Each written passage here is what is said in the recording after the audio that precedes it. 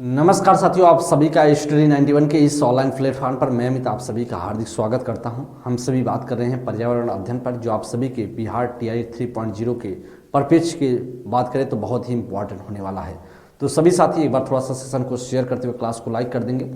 और हम सभी बात करें एससीईआरटी और एनसीईआरटी की बुक पर, जो आपके टीआरई 3.0 की बात करें या फिर टीआरई 2.0 या टीआरई 1.0 की बात किया जाए तो हर बार आप सभी की ईवीएस से 15 प्रश्न पूछे गए हैं। तो अब की बार भी आप सभी से 15 प्रश्न पूछने की संभावना रहेंगी।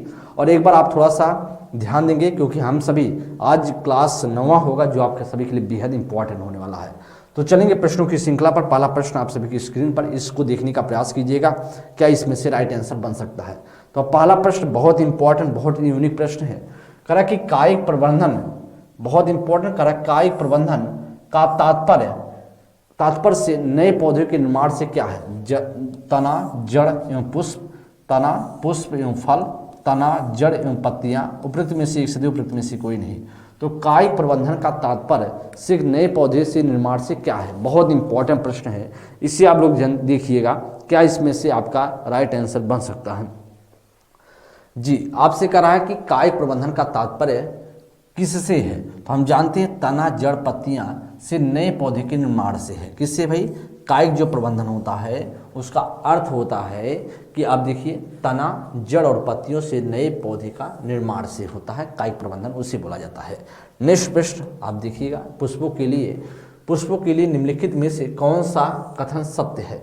ये लैंगिक जनन अंग होते हैं, या फिर ये पौधे के सभी समूह में उत्पन्न होते हैं, या निषेचन के बाद ये फलों को उत्पन्न करते हैं, केवल एक, केवल तीन, या फिर दो, तीन, या उपयुक्त में से एक से दो, उपयुक्त में से कोई नहीं। प्रश्न संख्या सेकंड नंबर का क्या राइट ऑप्शन होगा? क्या इसमें से राइट ऑप्शन बन सकता है? तो देखिएगा, इसमें करा कि पुष्पों के लिए परपेच में बात करा, कौन सा सत्य होगा? ये लैंगिक जनन अंग होते हैं, नहीं भाई।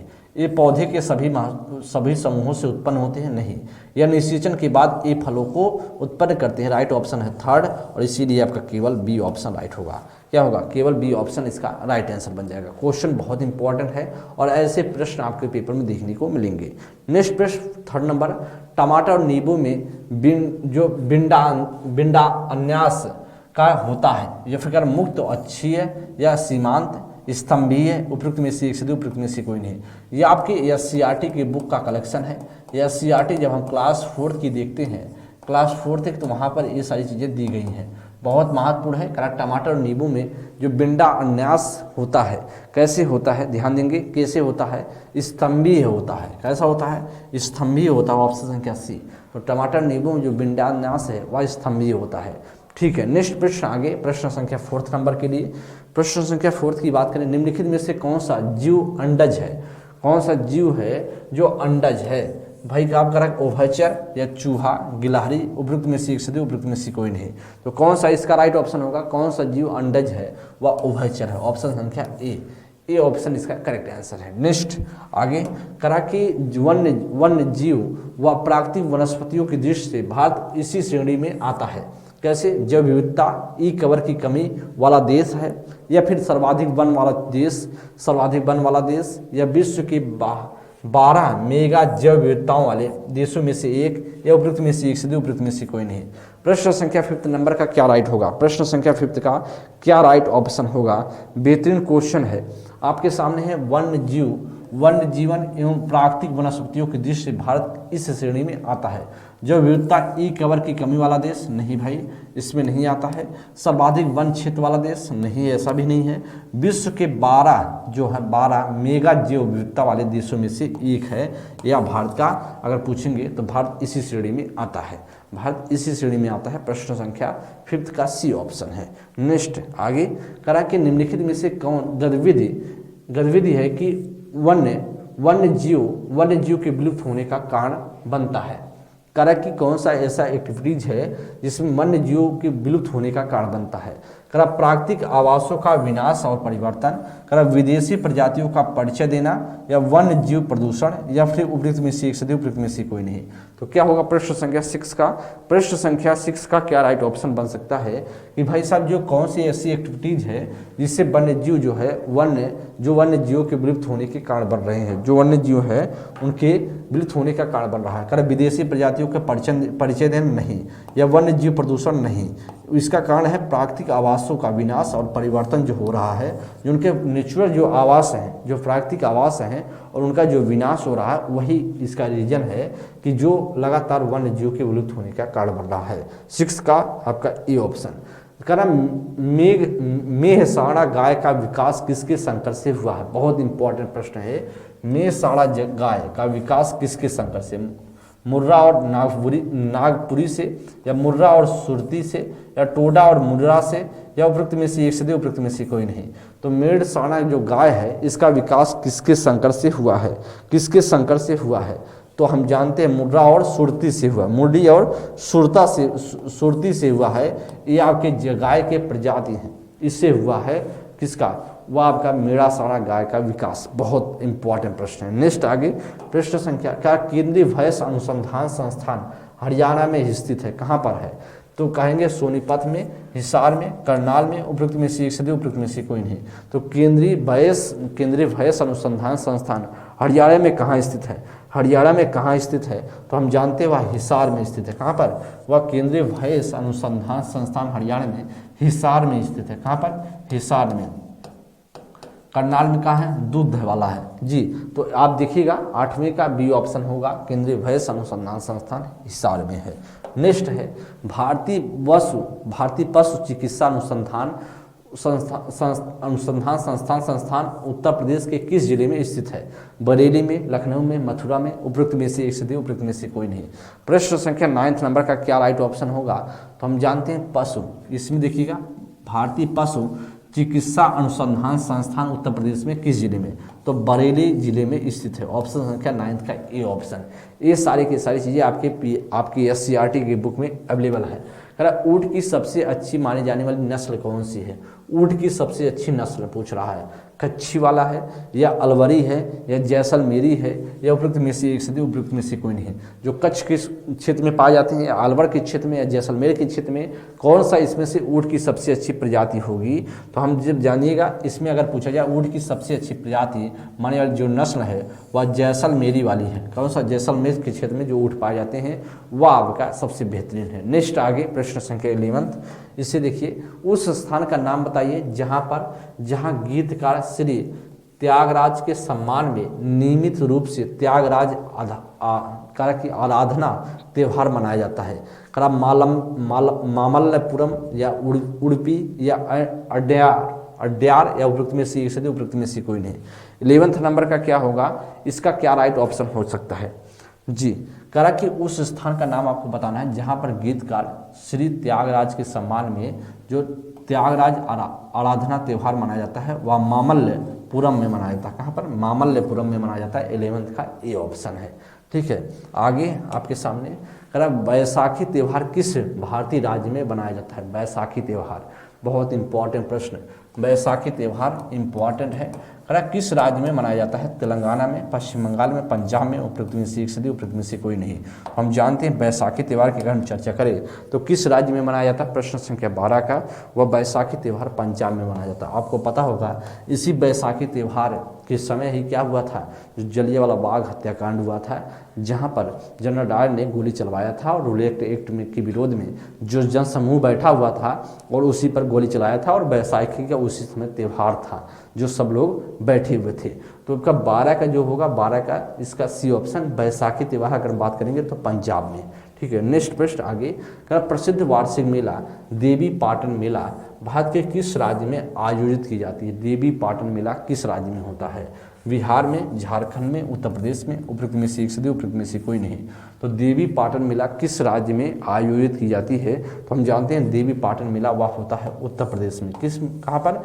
उत्तर प्रदेश में देवी पाटन मेला ये लगता है। बहुत इंपॉर्टेंट, देवी पाटन मेला बहुत महत्वपूर्ण है। 13 का सी ऑप्शन। नेक्स्ट है आगे निम्नलिखित में से किस राज्य में बिहुला महोत्सव अत्यंत लोकप्रिय है? बहुत इंपॉर्टेंट, बिहार में या मध्य प्रदेश में, उड़ीसा में, उपयुक्त में से एक सदी, उपयुक्त में से कोई नहीं। तो कह रहा कि बिहुला त्यौहार कहाँ पर मनाया जाता है? जब बिहुला त्यौहार की हम बात करेंगे ना, तो आपका बिहुला त्यौहार जो मनाया जाता है वह आपका बिहार में मनाया जाता है। कहाँ पर? बिहार में। अच्छा, बिहार में कहाँ? वह आप कहेंगे भागलपुर में, भागलपुर में मनाया जाता है, भागलपुर में। अच्छा, भागलपुर के नाम बहुत अच्छे से जानते होंगे आप, इसे सिल्क सिटी बोला जाता है, बिल्कुल बिहार का सिल्क सिटी के नाम से भी बोला जाता है, सिल्क सिटी के नाम से। और आप यह भी जानते होंगे, इसमें भागलपुर के पास बात की जाए, विक्रमशिला विश्वविद्यालय है, विक्रमशिला विश्वविद्यालय यहीं है, विक्रमशिला विश्वविद्यालय, विश्वविद्यालय यहीं पर है। किसके द्वारा बनवाया गया था? ये धर्मपाल के द्वारा बनवाया गया था। किसके द्वारा? धर्मपाल के द्वारा बनवाया गया था, जो आप सभी को अच्छे से पता होगा, धर्मपाल के द्वारा बनवाया गया था, भागलपुर। ठीक है, अच्छा प्रश्न है, इससे आप लोग ध्यान दीजिएगा। यहीं पर गंगे डॉल्फिन अभ्यारण्य भी है। क्या है? गंगे डॉल्फिन अभ्यारण्य भी, गंगे डॉल्फिन अभ्यारण्य, डॉल्फिन अभ्यारण्य भी है, अभ्यारण्य भी है, ये महत्वपूर्ण बन जाता है। नेक्स्ट आगे चलेंगे, प्रश्न संख्या 14 का जो राइट ऑप्शन होगा वह ए ऑप्शन होगा। बिहुला त्यौहार जो मनाया जाता है वह भागलपुर बिहार में मनाया जाता है। नेक्स्ट प्रश्न आगे 15 नंबर, पुष्कर मेला कहाँ आयोजित होता है? पुष्कर मेला कहाँ आयोजित होता है? अजमेर में, मथुरा में, जयपुर में, उपयुक्त में से एक सदी, उपयुक्त में से कोई नहीं। तो पुष्कर मेला कहाँ पर आयोजित किया जाता है? हम जानते हैं पुष्कर मेला कहाँ पर लगता है? अजमेर में लगता है। पुष्कर मेला अजमेर में लगता है। ऑप्शन संख्या ए ऑप्शन संख्या ए होगा। ठीक है, ऑप्शन संख्या ए, इसको ध्यान दीजिएगा, 15 का ए ऑप्शन है। नेक्स्ट प्रश्न आगे करा कि सर्दियों के समय पारंपरिक उत्तर भारतीय घरों में आमतौर पर सरसों का साग या फिर करा कि सरसों के पत्तों की रेसिपी के साथ क्या मिलाया जाता है? बेहतरीन प्रश्न है। करा कि सर्दियों के समय जो पारंपरिक रूप से उत्तर भारतीय घर हैं, उसमें जब सर्दी का मौसम होता है, लगभग नवंबर दिसंबर की बात करें, तो सरसों का जो है साग, करा कि इसमें मैदा की रोटी या कनक की रोटी या मक्के की रोटी या उपयुक्त में से एक सदी, उपयुक्त में से कोई नहीं। ध्यान देंगे तो सरसों के पत्तियों की सिरपी के साथ क्या मिलाया जाता है? बेहतरीन क्वेश्चन है। हम जानते हैं मक्के की रोटी मिलाई जाती है। क्या? मक्के की रोटी से सरसों के साग को खाया जाता है। बेहतरीन क्वेश्चन है, ये आपको ध्यान में देना है। तो 16 का सी ऑप्शन, क्योंकि आपको पता है ये सभी आपके खान पान भी आप सभी से पूछे जाते हैं अगर हम बात करें EVS के प्रश्न में। तो उस सफ़ेद खाद्य घटक का क्या नाम है? उस सफ़ेद खाद्य घटक का क्या नाम है जिसे अधिकांश भारतीय खाना पसंद करते हैं और शाकाहारी लोग इसे प्रोटीन सेवन के लिए खाते हैं? दूध है, पनीर है, चावल है, उपयुक्त में से एक से, उपयुक्त में से कोई नहीं। तो सफ़ेद खाद्य घटक तो मतलब एक सफ़ेद रंग का है, उसका क्या नाम है जिसमें अधिकांश भारतीय खाना पसंद करते हैं? मतलब ज़्यादा करके लोग खाना पसंद करते हैं और शाकाहारी लोग इसे प्रोटीन के रूप में सेवन करते हैं। जो शाकाहारी लोग हैं इसे प्रोटीन के रूप में सेवन करते हैं, उसका नाम क्या होगा? उसका नाम है पनीर। उसका नाम क्या है? पनीर है। ऑप्शन संख्या बी बनेगा। तो उसे हम क्या बोलेंगे? प्रश्न संख्या 17 का उसे हम बोलेंगे पनीर। ध्यान दीजिएगा, आपके सामने यही ना, अधिकांश भारतीय लोग खाना पसंद करते हैं और शाकाहारी लोग इसे प्रोटीन के रूप में यूज करते हैं, और पनीर होगा। नेक्स्ट आगे प्रश्न संख्या 18 कर किसानों का एक प्रसिद्ध भोजन कर उद्योग किस स्थान से संबंधित है? उद्योग के संबंध किससे है? किस राज्य से है जो किसानों का एक प्रसिद्ध भोजन है?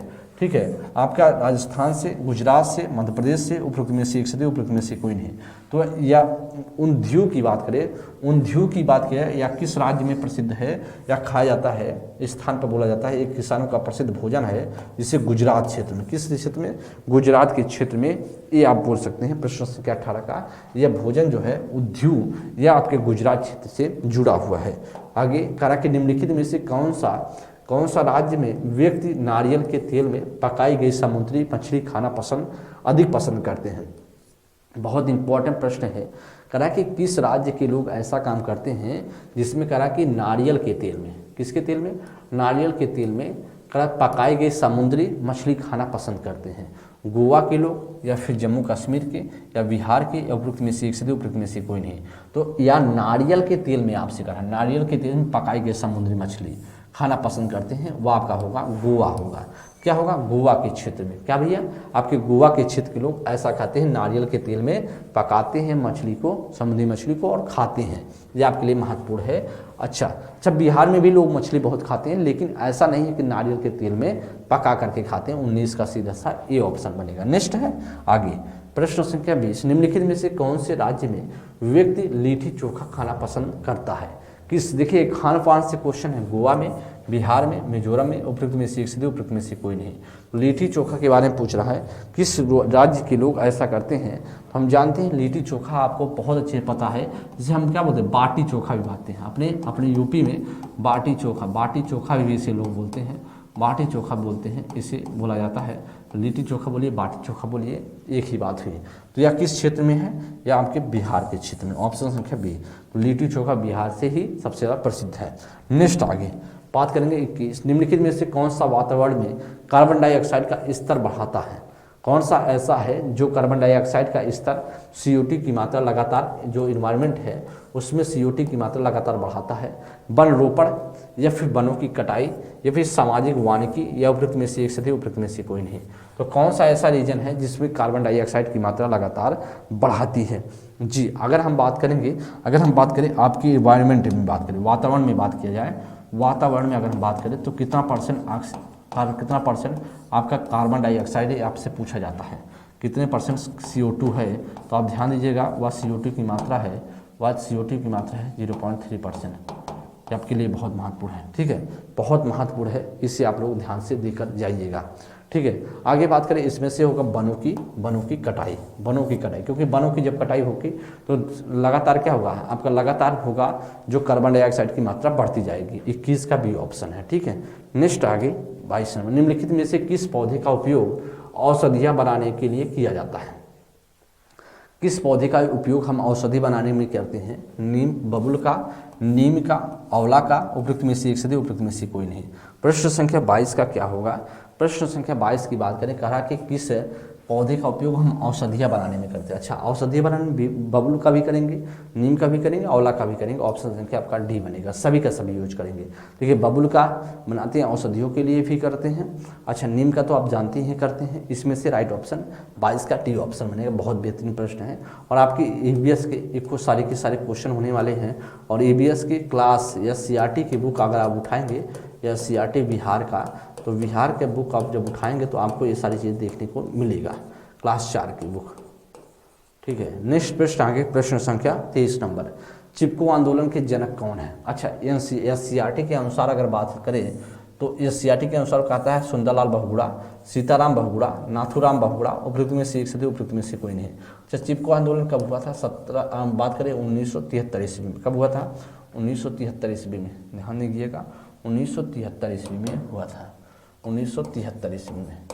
और कहाँ से संबंध रखता है, या आपके उत्तराखंड से, उत्तराखंड चमोली की, उत्तराखंड चमोली से संबंध रखता है। और इसमें आपसे पूछ रहा है कि भाई साहब आपका चिपको आंदोलन के जनक कौन है, वह सुंदरलाल बहुगुणा, इसमें माना जाएगा ऑप्शन संख्या ए, क्योंकि SCRT यही मानती है, क्योंकि SCRT के हिसाब से है तो SCRT के हिसाब से यही बनेगा, ठीक है।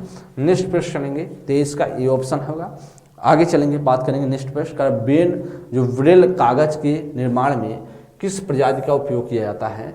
नीलगिरी करकिटियोकोर्नी का, नीलगिरी ग्लोबिनस का, या नीलगिरी यूरोफिला का, उपयुक्त में से एक से उपयुक्त में से कोई नहीं।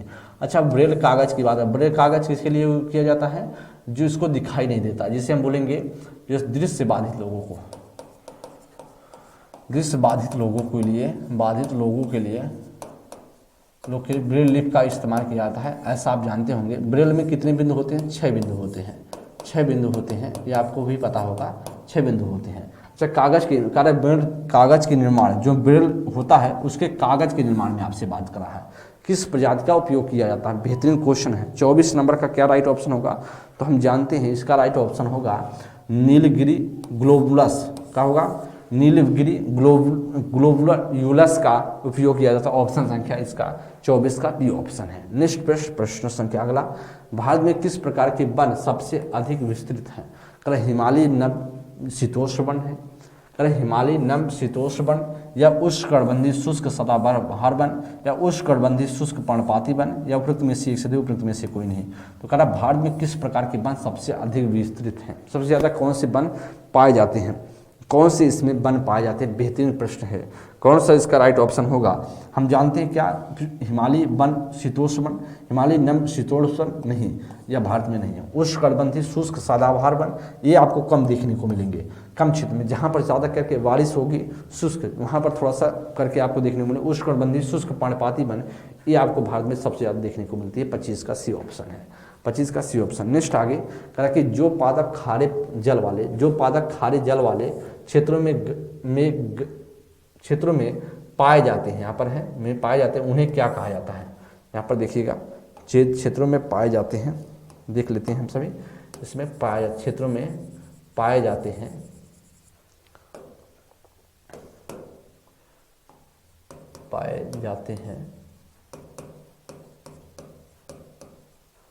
उन्हें क्या कहा जाता है? कारण मरुद या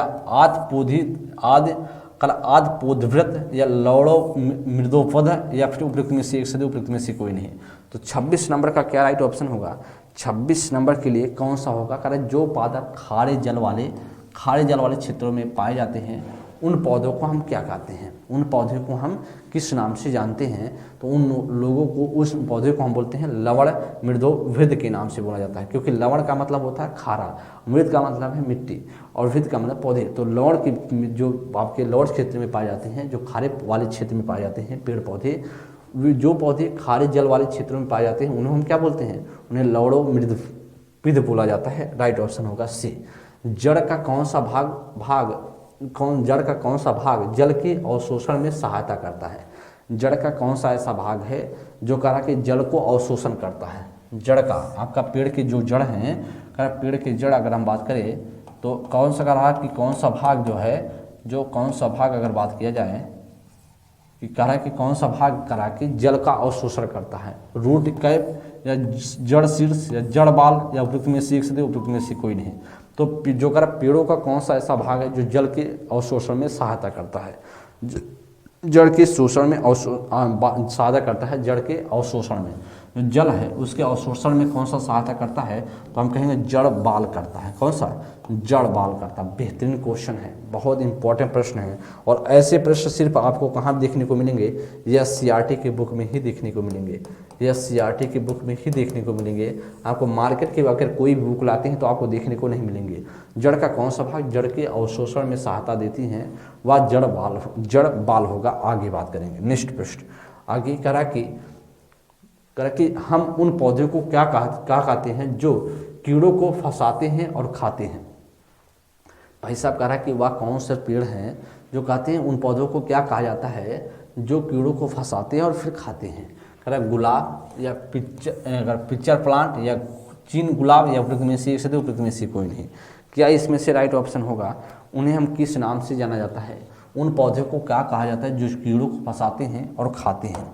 उन्हें हम बोलते हैं, उन पौधे को पिक्चर प्लांट बोला जाता है। किसे? पिक्चर प्लांट बोला जाता है। ऑप्शन संख्या बी, पिक्चर प्लांट के नाम से बोला जाता है। जो क्या करते हैं, जो भाई साहब आपके पौधे उस बोले जाते हैं जो कीड़ों को फंसा लेते हैं पौधे, ठीक है, और फिर खाते हैं, उन्हें पिक्चर प्लांट के नाम से बोला जाता है। 28 का बी ऑप्शन। बहुत बेहतरीन प्रश्न है। 29, पत्ती की निचली सतह पर बने छोटे छोटे छिद्र क्या कहलाते हैं? जो पत्ती की निचली सतह पर बने छोटे छोटे छिद्र होते हैं उन्हें क्या बोला जाता है? सीलियाँ बोला जाता है, रंध्र बोला जाता है, जड़ या उपयुक्त में से एक से दो, उपयुक्त में से कोई नहीं। तो हम क्या बोलते हैं? पत्ती की निचली सतह में जो छोटे छोटे छिद्र होते हैं उन्हें हम किस नाम से बोलते हैं? तो छोटे छोटे जो छिद्र होते हैं पत्तियों में उन्हें हम बोलते हैं रंध्र नाम से बोलते हैं। क्या? रंध्र के नाम से बोला जाता है। ऑप्शन संख्या 29 का बी ऑप्शन। जो छोटे छोटे छिद्र होते हैं पत्तियों में उन्हें हम रंध्र के नाम से बोलते हैं। 29 का बी ऑप्शन इसका राइट आंसर है। अंतिम प्रश्न है, अंतिम या तीसरा प्रश्न है। अभी और भी प्रश्न आपके सामने है। जड़ों का वह प्रकार जो मूलांकुर के अलावा पौधे के अन्य भागों से उत्पन्न होता है वह क्या कहा जाता है? रेशेदार या अपस्थानिक जड़ें या सीलिया या उपयुक्त में से एक से दो, उपयुक्त में से कोई नहीं। तो जड़ों का वह प्रकार आपसे पूछ रहा है। जड़ का कौन सा प्रकार है जो मूला अंकुर के अलावा, मतलब मूल जो होते हैं अंकुर के अलावा पौधे के अन्य भागों से उत्पन्न होते हैं, वह क्या कहलाता है? रेशेदार पेड़ पौधे बोले जाते हैं, या फिर का क्या होगा? तो आपसे कह रहा है वह रेशेदार पौधे बोले जाते हैं, अवस्थानिक जड़ें वाले पौधे बोले जाते हैं, सीढ़िया या उपयुक्त में से एक से उपयुक्त में से कोई नहीं। बताइएगा इसमें से क्या राइट ऑप्शन होगा। और राइट ऑप्शन होता अवस्थानिक जड़ें बोली जाती है। क्या? अवस्थानिक जड़ें बोली जाती है। क्वेश्चन को देखिएगा, जड़ों का वह प्रकार जोला मूल अंकुरण के अलावा पौधे के अन्य भागों से उत्पन्न होता है वह कहलाता अवस्थानिक जड़ें बोली जाती है। ठीक है, 30 का बी ऑप्शन। नेक्स्ट है, प्रजनन के लिए एक फूल में आवश्यक अंग कौन सा है? प्रजनन के लिए किसका जरूरत पड़ता है? कह कि भाई साहब बाह्यदल और पुंकेसर का, पुंकेसर और स्त्री केसर का, बाह्यदल और पंखुड़ियों का, या उपयुक्त में से एक से उपयुक्त में से कोई नहीं। तो प्रश्न संख्या 31 का क्या होगा?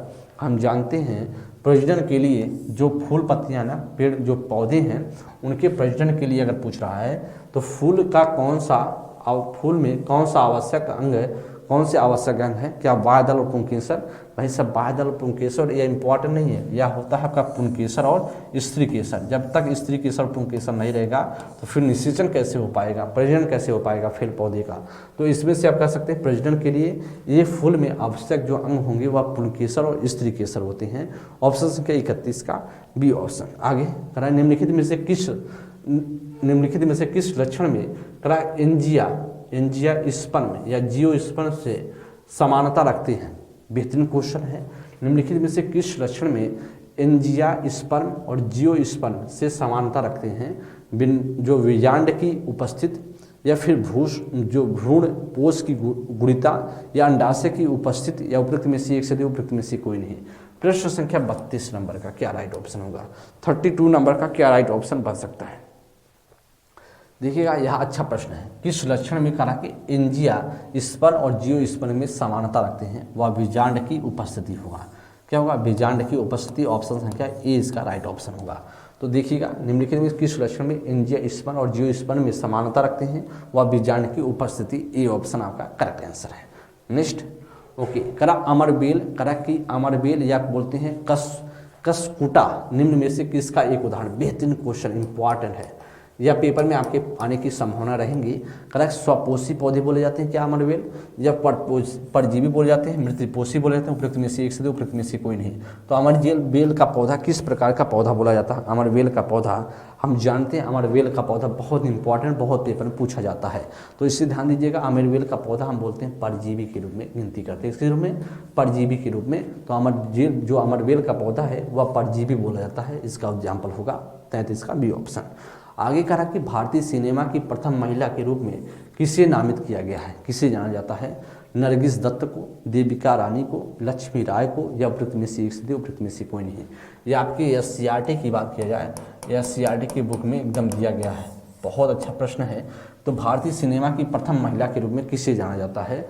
वह किसे बोला जाता है भाई साहब? हम जानते हैं नरगिस दत्त को नहीं, हम जानते हैं देविका रानी को। एकदम देविका रानी को क्या बोला जाता है? भारतीय सिनेमा की प्रथम महिला के रूप में जाना जाता है। लक्ष्मी राय नहीं। तो आपका होगा देविका रानी। ऑप्शन संख्या 20 का करेक्ट ऑप्शन बनेगा। नेक्स्ट प्रश्न आगे, प्रश्न संख्या अगला है 35 नंबर। भारतीय सिनेमा के जनक के रूप में किसे जाना जाता है? जनक के रूप में किसे बोला जाता है? हाल में जो अगर पूछ रहा है भारतीय सिनेमा के जनक के रूप में, तो कह रहा है कि राजा राय को, या लक्ष्मण सिंह को, या दादा साहब फाल्के को, उपयुक्त में से एक से उपयुक्त में से कोई नहीं। तो क्या इसमें से राइट आंसर बनेगा? बेहतरीन क्वेश्चन है, इससे आप लोग ध्यान दीजिएगा। भारतीय सिनेमा के जनक के रूप में किसे जाना जाता है? भारतीय सिनेमा के जनक के रूप में किसे मानते हैं? अगर भारतीय सिनेमा के जनक के रूप में हम बात करें तो हम किसे मानते हैं? वह मानते हैं दादा साहब फाल्के को। किसे? दादा साहब फाल्के को मानते हैं। ऑप्शन संख्या सी बनेगा। अच्छा, दादा साहब फाल्के पुरस्कार भी होता है, आप सुने होंगे, या फिल्म के क्षेत्रों में ही दिया जाता है, फिल्म के क्षेत्र में ही दिया जाता है। बेहतरीन प्रश्न है, और ऐसा प्रश्न आपके पेपर में टपकने के चांसेस होंगे। तो भारतीय सिनेमा के जनक के रूप में दादा साहब फाल्के को जानते हैं। ऑप्शन संख्या सी। नेक्स्ट है, करा 1992 में सिनेमा में करा लाइफ टाइम अचीवमेंट के लिए ऑस्कर पाने वाले पहले भारतीय कौन है? करा कि सत्यजीत रे, या टी रामाराव, या तरुण मजुमदार, या उपयुक्त में से एक से उपयुक्त में से कोई नहीं। बहुत इंपॉर्टेंट प्रश्न है, इससे आप लोग देखिएगा क्या इसमें से राइट ऑप्शन होगा। करा 1992 में सिनेमा में लाइफ टाइम अचीवमेंट के लिए ऑस्कर पाने वाले पहले भारतीय कौन है? उनका नाम है सत्यजीत रे। ऑप्शन संख्या ए। देख लीजिएगा, अच्छा प्रश्न है। बहुत इंपॉर्टेंट प्रश्न है और आने की संभावनाएं रहेंगी। 1992 में सिनेमा में लाइफ टाइम अचीवमेंट के लिए ऑस्कर पाने वाले जो प्रथम पहले भारतीय थे वह सत्यजीत रे थे। किस गायक ने सबसे अधिक एकल स्टूडियो रिकॉर्डिंग के लिए गिनीज वर्ल्ड रिकॉर्ड में प्रवेश किया है? लता मंगेशकर, किशोर कुमार, आशा भोसले, उपयुक्त में से एक सदी, उपयुक्त में से कोई नहीं। बेहतरीन प्रश्न है, प्रश्न संख्या 37 का। जी आप देखिएगा, किस गायक ने सबसे अधिक एकल स्टूडियो रिकॉर्डिंग के लिए गिनीज वर्ल्ड रिकॉर्ड में प्रवेश किया है? उनका नाम है आशा भोसले। ऑप्शन संख्या सी। बहुत इंपॉर्टेंट प्रश्न है और ऐसे प्रश्न आने की संभावना आपके पेपर में रहेंगे। ऐसे प्रश्न को आपको अच्छे से पढ़ के जाना है, सीख के जाना है। नेक्स्ट प्रश्न है, बाल विवाह को समाप्त करने का सबसे अच्छा तरीका क्या है? अच्छा, बाल विवाह को समाप्त करने का सबसे अच्छा तरीका रोजगार के अवसर बढ़ाना, या व्यापक शिक्षा, या वित्तीय सहायता प्रदान करना, या उपयुक्त में से एक सदी, उपयुक्त में से कोई नहीं। बेहतरीन क्वेश्चन है, बाल विवाह को समाप्त करने का अच्छा तरीका क्या होगा? जी, बाल विवाह को समाप्त करने का सबसे अच्छा तरीका क्या होगा? अच्छा, बाल विवाह, देखिए रोजगार के अवसर बढ़ाना, क्या और रोजगार के अवसर बढ़ा देंगे तो बाल विवाह नहीं होगा क्या? भाई साहब एकदम होगा, तब भी होगा बाल विवाह, तब भी होगा। ऐसा हम नहीं कर सकते हैं रोजगार को बढ़ा देना, रोजगार को अवसर दे देंगे तो हम बाल विवाह नहीं होगा, तब भी हो सकता है। व्यापक शिक्षा तभी होगा जब आप क्या करेंगे, व्यापक शिक्षा आपको रहेगा कि उससे क्या हानियां हैं। बाल विवाह अगर जल्दी लड़कियों की या लड़कों की शादी हो जाती है तो शरीर पर, बॉडी पर क्या दुष्प्रभाव उसके पड़ते हैं, या जब आप व्यापक रूप से शिक्षित रहेंगे तभी आप बाल विवाह के विरुद्ध जाएंगे, अदरवाइज आप उसके अनुरूप जाएंगे तो दिक्कतें होंगी। जब पढ़े लिखे रहेंगे, ज़्यादा उसके बारे में जानकारी रहेगी, तभी तो आप विरोध कर पाएंगे, अदरवाइज कैसे विरोध कर पाएंगे।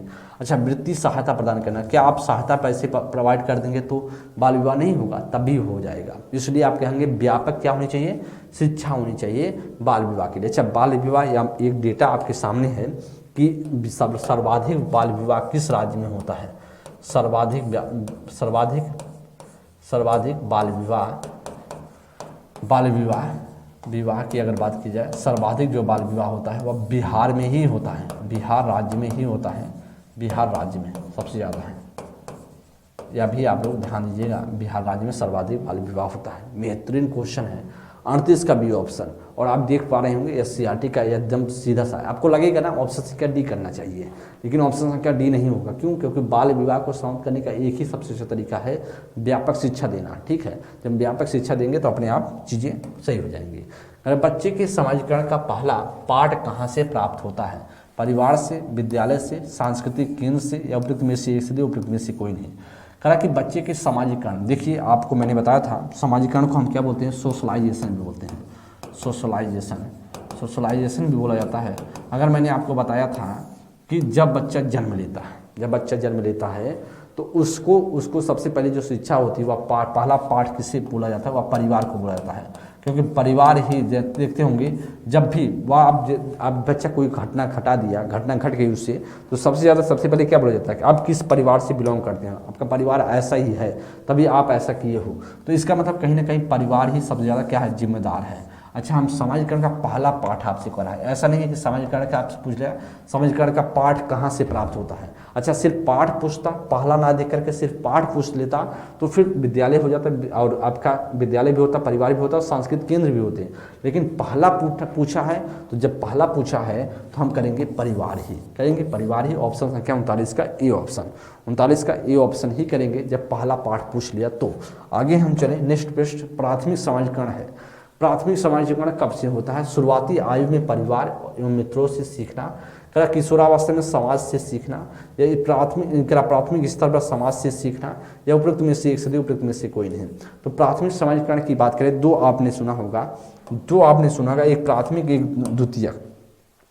एक प्राथमिक सुना होगा, एक द्वितीयक सुना होगा। देखेंगे प्राथमिक समाजीकरण की बात करें, समाजीकरण की अगर हम चर्चा करें तो समाजीकरण में आप दो तरीके से सुना होगा। एक आपने सुना होगा प्राथमिक, एक आपने सुना होगा प्राथमिक। जैसे प्राथमिक की बात करें, प्राथमिक में आपने क्या सुना होगा, जैसे आपके हो गए परिवार हो गया, पड़ोसी हो गए, पास पड़ोस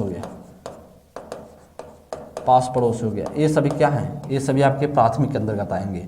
पास पड़ोस हो गया। अच्छा, द्वितीयक में भी आपने सुना होगा, द्वितीयक में क्या होगा, विद्यालय हो गया, विद्यालय हो गया, क्या हो गया, विद्यालय हो गए, विद्यालय हो गए। आपका क्या हो गया, विद्यालय हो गया। आपका हो गया जो विद्यालय हो गया, या फिर आप धार्मिक संस्थान हो गया, धार्मिक संस्थान, धार्मिक संस्थान हो गया। ये सभी क्या हैं, धार्मिक संस्थान, ये सभी क्या हैं, आपके द्वितीयक के अंतर्गत आ जाएंगे, सेकेंडरी के अंतर्गत आएंगे।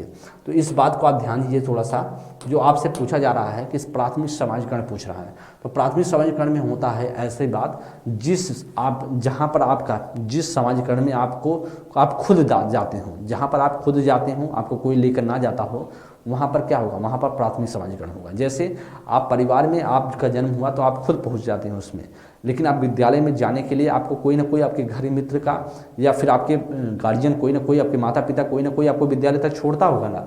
तो शुरुआत में तो जब आप खुद से वहाँ पहुँच जाते हो तो क्या होगा, वो आपका प्राथमिक अंतर्गत आएगा। जब आप खुद से ना पहुँचकर दूसरा कोई आपको लेके जाता है वह द्वितीयक के अंतर्गत आता है। तो प्राथमिक समाजीकरण है शुरुआती आयु में परिवार और मित्रों से सीखना, यही प्राथमिक क्या कहलाएगा, प्राथमिक समाजीकरण कहलाएगा। ऑप्शन संख्या ए।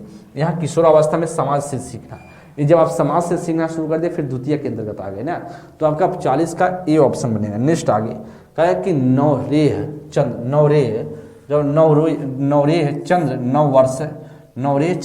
9 वर्ष जो निम्नलिखित किस राज्य या केंद्र शासित प्रदेश में मनाया जाता है। नवरेह असम में, मणिपुर में, जम्मू एंड कश्मीर में, उपयुक्त में से एक से उपयुक्त में से कोई नहीं। बहुत अच्छा प्रश्न है। प्रश्न संख्या 41 की बात करें तो 9 वर्ष किस राज्य केंद्र शासित प्रदेश में मनाया जाता है, वह मनाया जाता है आपका जम्मू एंड कश्मीर में। नवरेह बहुत इंपॉर्टेंट प्रश्न है, इसे आप लोग देख के जाइएगा। 41 का सी ऑप्शन। आगे प्रश्न संख्या 42, विशु एक हिंदू त्यौहार है जो निम्नलिखित में से किस राज्य के शासित प्रदेश में मनाया जाता है। विशु की बात हो रही है, केरल में, कर्नाटक और केरल में, उपयुक्त में से एक से उपयुक्त में से कोई नहीं। तो विशु एक क्या है, एक हिंदू त्यौहार है विशु, जो निम्नलिखित में से किस केंद्र या शासित प्रदेश में मनाया जाता है। 42 का क्या राइट ऑप्शन होगा, तो हम जानते हैं विशु की बात करेंगे तो कहाँ कहाँ होता है। विशु हिंदू त्यौहार है और कहाँ कहाँ ये मनाया जाता है, ऐसा आपसे पूछ रहा है। तो कह रहा है कि किस केंद्र शासित प्रदेश में मनाया जाता है, तो ये केरल में और कर्नाटक में, दोनों जगह है। केरल और कर्नाटक दोनों जगह मनाया जाता है। ऑप्शन संख्या सी। तो आप कह सकते हैं विशु एक हिंदू त्यौहार है जो केरल और कर्नाटक दोनों जगह मनाया जाता है। ठीक है, आगे करा कि विक्रम संवत के 9 वर्ष की शुरुआत को चिन्हित करता है, जिसे वैदिक हिंदू कैलेंडर के रूप में जाना जाता है। बहुत अच्छा प्रश्न है।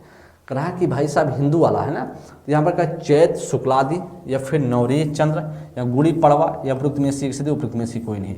तो क्या होगा इसका, विक्रम संवत के 9 वर्ष की शुरुआत को चिन्हित करता है, जिसे वैदिक हिंदू कैलेंडर के रूप में जाना जाता है।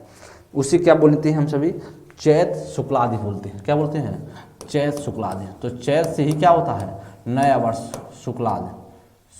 शुक्लादि लिखेंगे, नया शुक्लादि। तो चैत का जो शुक्ल पक्ष है, चैत जो आपका चैत का महीना का शुक्र, मतलब चैत का जो आपका चैत का बोल सकते हैं उजाला वाला, उजाला वाला पक्ष है, उजाली रात है, उजाली रात है, वही को क्या बोला जाता है, वही आपको बोला जाता है भाई साहब, आप कह सकते हैं कि नए वर्ष की शुरुआत होती है। क्या बोलिए, तो उसी को नए वर्ष का शुरुआत माना जाता है। वैसे आप जानते होंगे कि जो भारतीय परंपरा से अलावा है उससे हम जनवरी से मानते हैं, लेकिन जो भारतीय परंपरा के वैदिक हिंदू कैलेंडर है वह चैत शुक्लादि से माना जाता है। 43 का ए ऑप्शन होगा।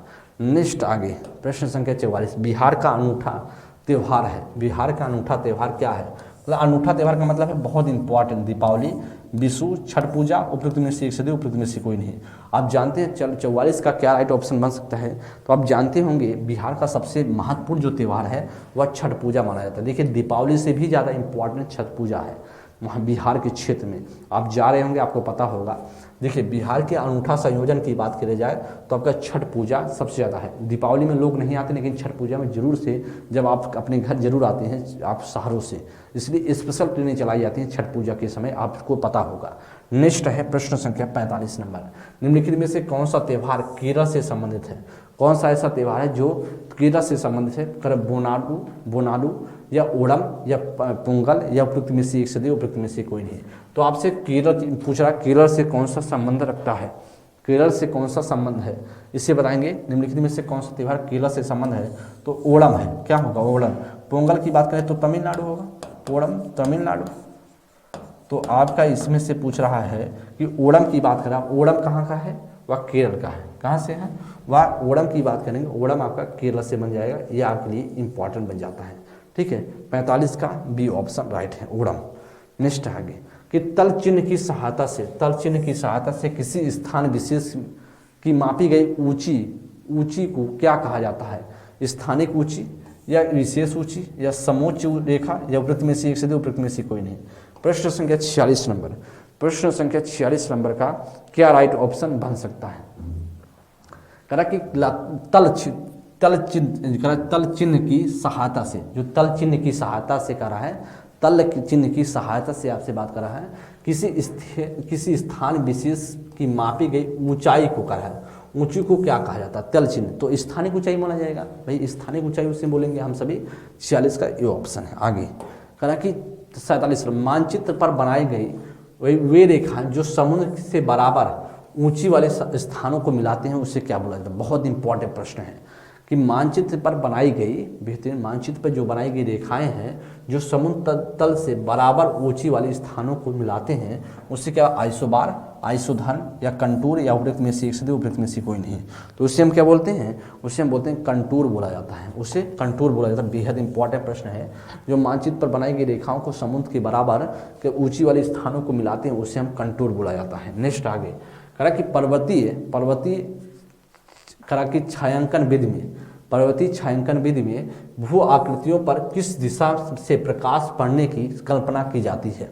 करा कि उत्तर पूर्व से, पूर्व दक्षिण से, करा उत्तर पश्चिम से, उपयुक्त में से एक से दो, उपयुक्त में से कोई नहीं। पर्वतीय जो छायांकन है, जो पर्वतीय छायांकन है में भू आकृति पर किस दिशा से प्रकाश पड़ने की कल्पना की जाती है, बहुत इंपॉर्टेंट प्रश्न है। तो आप जानते हैं उत्तर पश्चिम से कल्पना की जाती है, किससे, उत्तर पश्चिम से। तो बेहद इंपॉर्टेंट करा पर्वतीय जो छायांकन विधि है, ठीक है, पर्वतीय के जो होते हैं छायक वाली भाग करा है को उत्तर कर भू आकृति पर किस दिशा से प्रकाश पड़ने की कल्पना होती है, उत्तर पश्चिम से। आपका उत्तर पश्चिम आपका राइट ऑप्शन होगा इसका, सी ऑप्शन। आगे कहा कि स्तर रंजन विधि के अंतर्गत मानचित्र में नीले रंग से किस भाग को दिखाया जाता है, पर्वत को, पठार को या जल को, उपयुक्त में से एक से दो, उपयुक्त में से कोई नहीं। तो कहा कि इसमें जो स्तर रंजन विधि से अंतर्गत जो कहा कि मानचित्र में जो आप देखे होंगे मैप में नीले रंग से किसको, मैप में कहा कि नीले रंग से किस भाग को दर्शाया जाता है, पर्वत को, पठार से जल को। तो हम जानते हैं नीले रंग को किस रूप में दर्शाएंगे, किसको दर्शाएंगे, तो नीले रंग को हम जल को दर्शाते हैं, क्या, जल को, वाटर को दर्शाते हैं। ऑप्शन संख्या सी बनेगा। अच्छा नीला तो यही होगा ना, तो नीले रंग से जब हम मैप दर्शाते हैं तो वह हम जल को मैप दर्शाते हैं। ठीक है, ये सारी चीज़ें आपकी बेसिक चीज़ें हैं जो आपके पेपर में आने की संभावना रहेंगी। छोटी महीन और खंडित रेखाएं को ढाल की दिशा में खींचकर उच्चावाच प्रदर्शन की विधि को क्या कहा जाता है। बेहतरीन प्रश्न है।